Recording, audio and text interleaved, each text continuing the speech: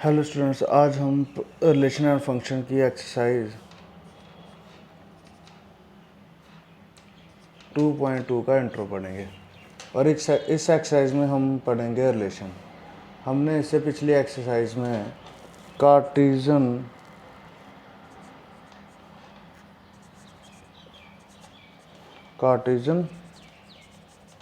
Product पढ़ा था। अब कार्टेशियन प्रोडक्ट में हम क्या करते थे, हमारे पास दो सेट होते थे ए एंड बी, तो हम उसका ए क्रॉस बी निकालते थे जो कि हमारे पास ऑर्डर पेयर आते थे। ठीक है, where X belongs to A and Y belongs to B. ठीक, यही पढ़ते थे ना हम। अब रिलेशन इसके साथ मीन्स मैं ये कह सकता हूँ कि जो रिलेशन होता है वो सबसेट होता है कार्टेशियन प्रोडक्ट का। ठीक है, सिंपल सी बात। ठीक, अब होगा क्या कि मेरे पास यहाँ पे भी ऑर्डर पेयर आएंगे, एक्स ए से बिलोंग करेगा और वाई बी से बिलोंग करेगा, बट सम कंडीशन, मेरे को कोई कंडीशन दी गई होगी। अब वो जो कंडीशन होगी वही कंडीशन जो होती है उसको हम कहते हैं रिलेशन, उसी कंडीशन को हम कहेंगे रिलेशन। ठीक है, ठीक, मीन्स कहने का मतलब जो रिलेशन होगा, रिलेशन हमेशा हमारा आर से डिफाइन होगा। ठीक, आर मीन रिलेशन। रिलेशन में हमारे पास ऑर्डर पेयर्स होंगे। ठीक है, X and Y, X and Y having सम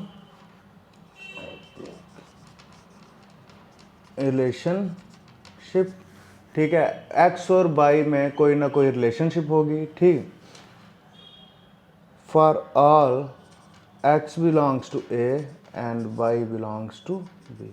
ठीक, ये आएगी मेरा थोड़ा रिलेशन के लिए डिफरेंट डेफिनेशन। ठीक है, रिलेशन उसमें भी हमारे ऑर्डर पेयर ही बनेंगे, एक्स एंड वाई में कोई ना कोई रिलेशनशिप उन्होंने डिफाइन की होगी। ठीक, अब इसको एग्जांपल से समझते हैं। अब समझने के लिए पहले एक बात क्लियर करते हैं। रिलेशन के लिए मेरे को कम से कम दो सेट चाहिए। कहने का मतलब अब मेरा रिलेशन किसी के भी साथ अगर डिफाइन करना होगा वो तभी हो सकता है कि अगर मेरे साथ सेकंड पर्सन होगा ही होगा। कहने का मतलब मेरा रिलेशन मेरे फादर के साथ, मेरा रिलेशन मेरी मदर के साथ, तो relation with out two sets के कभी डिफाइन नहीं हो सकता। तो रिलेशन जो होता है उसके लिए मेरे को मिनिमम टू सेट चाहिए। ठीक है, अब देखो मैं एग्जाम्पल से समझते हैं रिलेशन अब होता क्या है। मान के चलो कि मेरे पास ए सेट है, ए और बी, एंड बी सेट है मेरे पास अजय, विजय, विनोद। ठीक है, बी सेट है मेरे पास से। ठीक, तो मेरे को यहाँ पे वो रिलेशन डिफाइन करता है, बोलता है आर इन सेट में ऐसा रिलेशन है। ठीक, रिलेशन कैसा होगा, हमारे पास ऑर्डर पेयर आएंगे एक्स और वाई की फॉर्म में। एक्स जो होगा, X is the first letter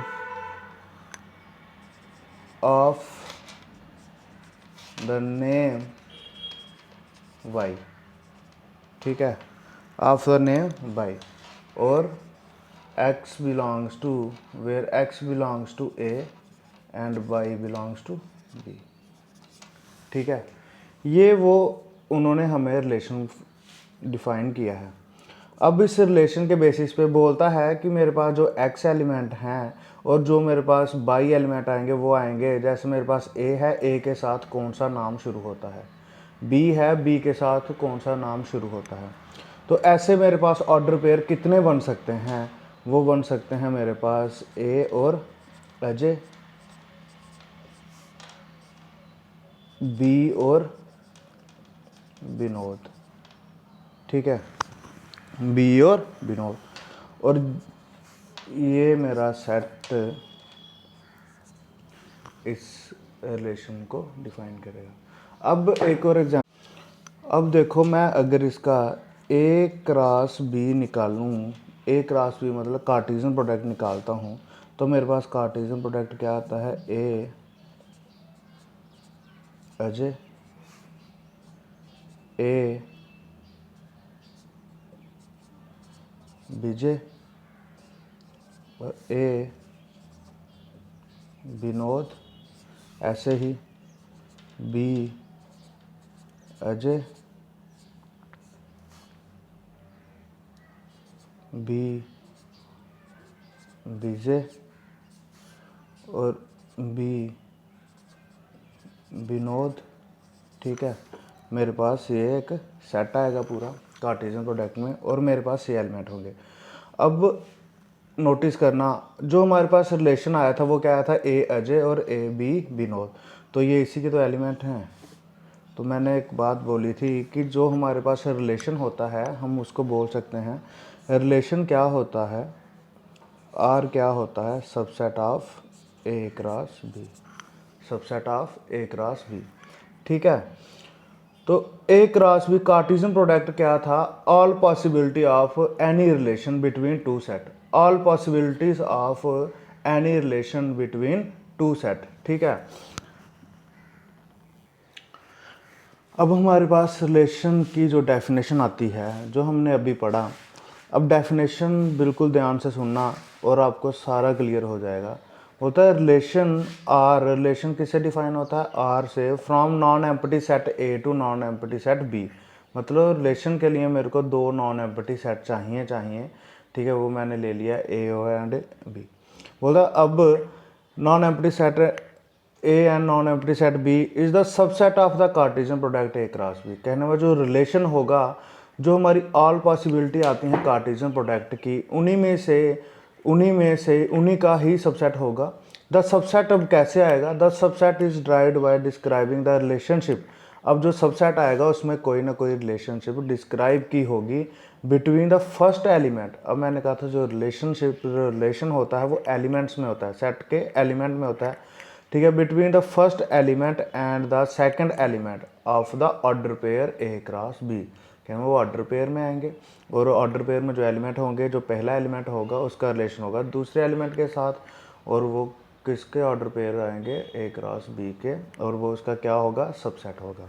क्या होगा, सबसेट होगा। ठीक है, एग्जाम्पल, एक और एग्जाम्पल ले लेते हैं।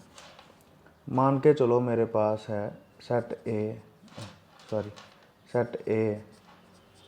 1 और 2।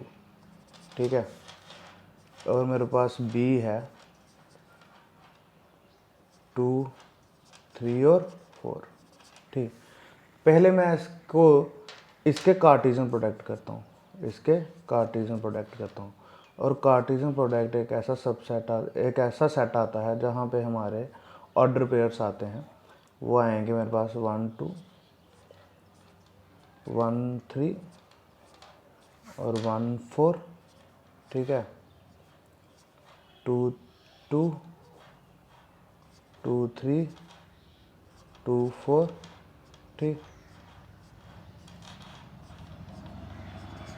ठीक है, ये आ गया ए क्रॉस बी। अब हमें यहाँ पे एक रिलेशनशिप डिफाइन करता है। मान के चलो आर है हमारे पास एक्स बाई। ठीक है, where Y is equal to, Y mean second element, is equal to X plus one. ठीक है, for all X belongs to A and Y belongs to B. ठीक है, अब मेरे पास जो ऑर्डर पेयर आएगा वो कैसा आएगा, अगर मैं x1 लेता हूँ तो बाई मेरे पास क्या आएगा, 2 आएगा। ठीक है, और x क्या लेता हूँ, 1 लेता हूँ। ठीक, बाई है मेरे पास x प्लस 1, x1 लेता हूँ तो बाई क्या आएगा, 2 आएगा। दूसरे केस में x2 लेता हूँ, बाई मेरा 3 आएगा। यही तो लिख सकता हूँ ना मैं, क्योंकि मेरे पास 1 और 2 है। ठीक, 1 और 2 है, और एलिमेंट एक बार मेरे पास बाई 2 आएगा और दूसरी बार 3 आएगा। ठीक, एक मेरे पास आएगा जब मैंने x1 लिया बाई क्या आया 2 आया, जब मैंने x2 लिया बाई मेरा 3 आया। ठीक है, बाई मेरा 3 आया। बस यही पॉसिबिलिटीज़ बन सकती हैं, और ये relationship subset derived by describing the relationship between the first element and the second element.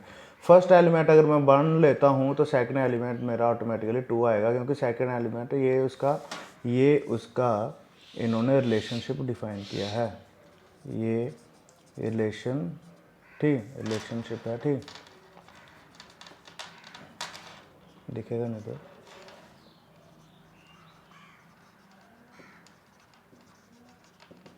ठीक है, ये रिलेशनशिप डिफाइन की है। ठीक, अब एक बात और नोटिस करना। ठीक, 1 और 2 क्रॉस प्रोडक्ट में था, 2 और 3 क्रॉस प्रोडक्ट में था, तो मैं ये बोल सकता हूँ R is the subset of A cross B। R क्या है? सबसेट है किसका? A क्रॉस B का। ठीक है, हुआ, क्लियर हुआ।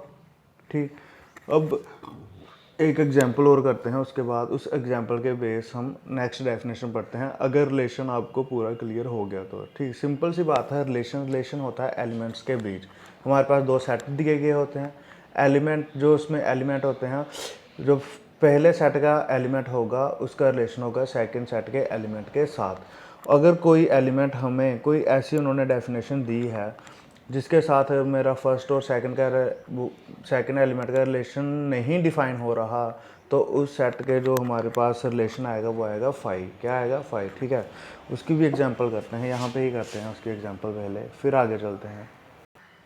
मान के चलो R एक ऐसा रिलेशन है जिसमें ऑर्डर पेयर हैं x and y, where y is equal to x plus 4 for all x belongs to A and y belongs to B। ठीक, अब मेरे पास जो ऑर्डर पेयर बनेंगे, y अगर मैं x1 पुट करता हूँ, x अगर मैं 1 पुट करता हूँ तो y आता है 5। ठीक है, अगर मैं x2 पुट करता हूँ तो y मेरे पास आता है 6। तो मेरे पास जो ऑर्डर पेयर बनेंगे वो बनेंगे मेरे पास 1 5 1 6। तो 1 5 ऑर्डर पेयर और तब भी पॉसिबल हैं, देखो 5 है कहीं पे दोनों सेट में, 6 है कहीं पे, तो कहने का मतलब इस रिलेशन के अकॉर्डिंग टू इस सेट के मुताबिक हमारे पास जो रिलेशन आएगा वो आएगा 5। क्या आएगा? 5। क्या आएगा? 5। ठीक है, तो ठीक, अंडरस्टूड हुआ। अब आगे करते हैं। आगे की डेफिनेशंस के लिए मैं एक सेट लूँगा। ठीक है, एक सेट लूँगा ए, तो ए सेट मैं ले लेता हूँ 1 2 और 3, और बी सेट ले लेता हूँ 4 5 और 6। ठीक है, तो मेरे पास पहला रिलेशन उन्होंने डिफ़ाइन किया है, R1 डिफ़ाइन किया है ऐसा ऑर्डर पेयर। ठीक है, ऐसा order pair where y is greater than x for all x belongs to A and y belongs to B। ठीक, अब जो ऑर्डर पेयर बनेगा वो क्या बनेगा, देखते जाना। R1 क्या बनता है? 1 4। ठीक है, y बड़ा है। ठीक, पहला एलिमेंट सेट A से, दूसरा एलिमेंट ये बड़ा है। ठीक है, 1 5 1 6। ठीक, 2 4 2 5 2 6। ठीक है, और 3 4 3 5 3 6 ठीक। कौन सी पॉसिबिलिटीज़ आई है? जिस केस में बाई मेरे पास बड़ा है एक्स से, बाई मेरे पास बड़ा है एक्स से, ठीक। अब R2 लेता हूँ, R2 लेता हूँ, ठीक है। R2 लेता हूँ और R2 में मैं बोलता हूँ X and Y where x is greater than by, for all x belongs to A and by belongs to B। तो अब मेरे पास जो सेट आता है R2 मेरा आएगा 5, क्योंकि हमारे पास ऐसी एक भी वैल्यू x की नहीं है, ऐसी एक भी वैल्यू x की नहीं है जो कि बाई से बड़ी होगी। मीन्स पहला एलिमेंट कोई भी हमारे पास सेट बी के एलिमेंट से एक भी एलिमेंट बड़ा नहीं है, ठीक है। तो इसकी जो पॉसिबिलिटी आई ये आई 5, ठीक। अब इसी के बेस पे एक और एग्जांपल समझ लेते हैं, ठीक। तो उसके लिए इस साइड थोड़ा समझा देता हूँ, ठीक, क्योंकि नीचे जगह कम है। जो मैं समझाना चाहता हूँ वो थोड़ा टफ हो जाएगा, ठीक। R3 मेरे पास ऐसा होगा, ठीक, रोस्टर फॉर्म में ऐसे ही x Y where Y is equal to X plus 1, ठीक है। हमने पीछे भी किया था, for all x belongs to A and Y belongs to, ठीक है, आएगा। तो जो मेरे पास केस आएंगे, जब मैं 1 पुट करूँगा, ठीक, जब मैं 1 पुट करूँगा तो बाई मेरे पास 2 आएगा, यहाँ पे नहीं है, वो वाला सेट नहीं आ सकता, ठीक। जब मैं 2 पुट करूँगा बाई मेरे पास 3 आएगा, जब मैं 3 पुट करूँगा मेरे पास एक ही केस बचता है, R3 मेरे पास आएगा x 3 पुट करूँगा, x की वैल्यू 3 और ये आएगा 4। सिर्फ यही इसी से बिलोंग करता है और कोई बिलोंग नहीं करता, ठीक है। ये आया R3। अब मैं जो चीज़ जिसके लिए मैं ये समझा रहा था, अब हम करेंगे सबसे पहले इमेज। क्या पढ़ेंगे? इमेज। अगली डेफिनेशन है हमारी इमेज की, ठीक है, इसकी। अब जो मैं लिखाते जाऊंगा साथ में रब करते जाऊंगा, आप इसी के बेसिस पे है तभी मैं डेफिनेशन पढ़ाऊंगा। इमेज क्या होती है, इमेज क्या होती है, ठीक है। जो हमारे पास रिलेशन में ऑर्डर पेयर आता है, जो हमारे पास रिलेशन में ऑर्डर पेयर आता है, ठीक है, ऑर्डर पेयर में जो सेकंड एलिमेंट होता है, ऑर्डर पेयर में जो सेकंड एलिमेंट होता है वो होता है इमेज। किसमें? रिलेशन में। तो R1 में जो इमेजेस हैं, R1 में जो इमेजेस हैं वो हैं हमारे पास 4, सेकंड एलिमेंट रिलेशन में 5 6, ठीक है, 4 5 6 4 5 6 4 5 6, ठीक। और ये क्या है? इमेजेस। ये क्या है? इमेजेस। और मैं इसको ऐसे बोलूँगा, 4 इज द इमेज ऑफ, किसकी इमेज है? 1 की। किसकी? 1 की। ऐसे 5 इज द इमेज ऑफ 1, ठीक है, 6 इज द इमेज ऑफ 1, ठीक, 4 इज द इमेज ऑफ 2, ठीक है। इसी तरीके से, या फिर 4 is the image of R3 में 4 is the image of 3, 4 is the image of 3, ठीक। 4 क्या है? इमेज है किसकी? 3 की। 4 इज द इमेज ऑफ 3, ठीक है। अब ये तो हो गई इमेज। उसके साथ अब सेकंड एलिमेंट को तो हम बोलते हैं इमेज, और जो फर्स्ट एलिमेंट होता है उसको हम बोलते हैं प्री इमेज। क्या बोलते हैं? प्री इमेज, ठीक। तो वो आती है हमारी प्री इमेज। तो प्री इमेज मेरे पास थी जहाँ पे 1 2 और 3। जो प्री इमेज का सेट था वो मेरे पास था 1 2 और 3। और ऐसे बोलूँगा 1 is the pre image of 4, ठीक है, 1 is the pre image of 5, ऐसे 3 is the pre image of 4। इस केस में 3 is the pre image of 4, ठीक है, समझ रहे हो। ये आया मेरे पास इमेज एंड प्री इमेज। किसी भी रिलेशन में, जैसे R3 में अगर मेरे को बोले कि R3 में जो R3 है हमारा, उसमें आप इमेज फाइंड करिए। तो इमेज मेरे पास क्या आएगी, सिर्फ और सिर्फ 4 ही, ठीक है। तो प्री इमेज क्या आएगी, सिर्फ और सिर्फ 3 ही, ठीक। अब हम पढ़ेंगे डोमेन। अब हमने बताया था इमेजेस क्या होती हैं, किसी भी जो हमारा सेट सब आए होते हैं हमारे ऑर्डर पे, और उसके जो फर्स्ट एलिमेंट होता है वो इमेज होता है। क्या होता है, वो इमेज होता है, ठीक। अब जो इमेजेस का सेट बना था ना, ठीक, उसको हम बोलते हैं डोमेन। कहने का मतलब जो हमारे पास कहना ऑर्डर पेयर में, हमारे पास ऑर्डर पेयर में जो फर्स्ट एलिमेंट का एक जो कंप्लीट सेट बनेगा उसको कहते हैं हम डोमेन। क्या कहते हैं उसको, डोमेन, ठीक है। तो डोमेन हमारा क्या आएगा, कहने का मतलब 1 2 और 3, 1 2 और 3, ये कंप्लीट सेट जब हमारे पास आता है इसको हम बोलते हैं डोमेन। क्या बोलते हैं, डोमेन। तो उसके बाद जब हम फाइंड कर रहे थे कि उसके बाद डोमेन 1 किसके साथ रिलेट का था, 4 के साथ, फिर 5 के साथ, फिर 6 के साथ, ठीक है। तो हमारे पास जो set of all element of second element of all order pair, ठीक है। Set of second element of all order pair जो होगा हमारे पास वो होगा रेंज। क्या होगा, रेंज, ठीक है। क्या होगा, रेंज, ठीक। और एक लास्ट जो बचता है हमारे पास वो बचता है कोडोमेन। वो बचता है हमारे पास कोडोमेन। अब कोडोमेन क्या होता है, ठीक है। कोडोमेन होता है जैसे कि एग्जाम्पल के लिए सुनना, मान के चलो मेरे को वो बोलता है कि आर का डोमेन फाइंड करो।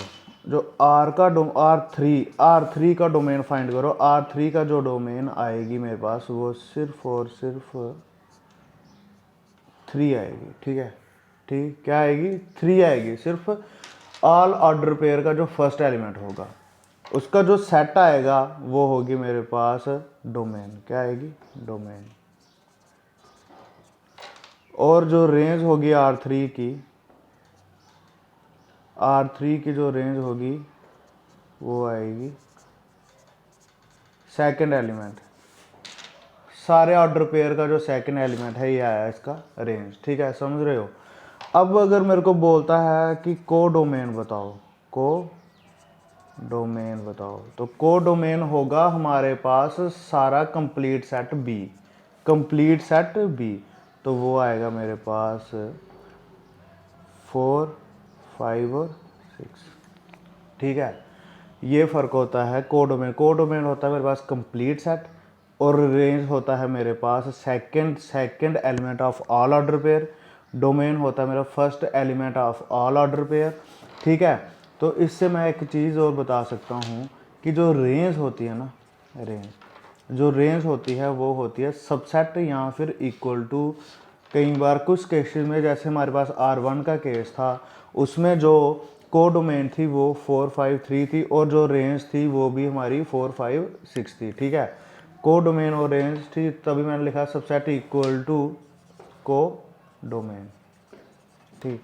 क्योंकि अगर मेरे को कोई बोल दे, ठीक, यहाँ पे मेरे को कोई बोल दे R1 की रेंज निकालो, R1 की रेंज निकालो, तो R1 की रेंज क्या थी, ऑल एलिमेंट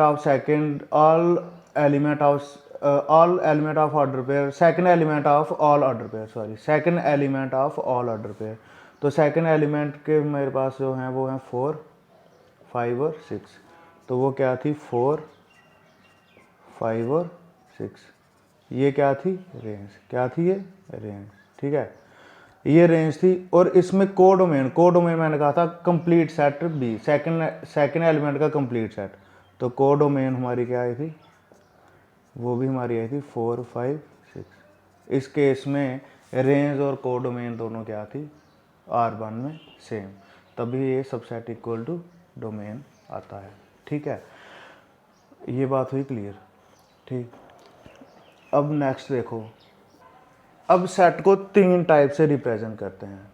सेट को एक तो होती है हमारे पास रोस्टर फॉर्म, ये आगे रोस्टर फॉर्म मीन्स रिलेशन को हम रोस्टर फॉर्म में भी डिफाइन कर सकते हैं, रिलेशन को हम टेबुलर फॉर्म में भी डिफाइन कर सकते हैं, और रिलेशन को हम एरो डायग्राम से भी डिफाइन कर सकते हैं, एरो डायग्राम से भी डिफाइन कर सकते हैं। तो वो उसके लिए मेरे पास एक सेट है ए और दूसरा सेट है बी, ठीक है, और इनमें रिलेशन है R1। रिलेशन क्या है? R1, ठीक, रिलेशन क्या है? R1। तो 1 2 और 3, 4 5 और 6, तो R1 ये arrow diagram, arrow diagram, arrow diagram, sorry 1 का इसके साथ है, ठीक, फिर 2 का इसके साथ है, 3 का इसके साथ है, ठीक, ऐसे 3 का भी, 3 का भी, 3 का भी, ठीक है। ये हमारे पास आती है एरो डायग्राम। क्या आती है? एरो डायग्राम, ठीक। कहने मतलब अगर मैं सेट ए में एलिमेंट थे मेरे पास 1 2 और 3, सेट बी में थे मेरे पास 4 5 और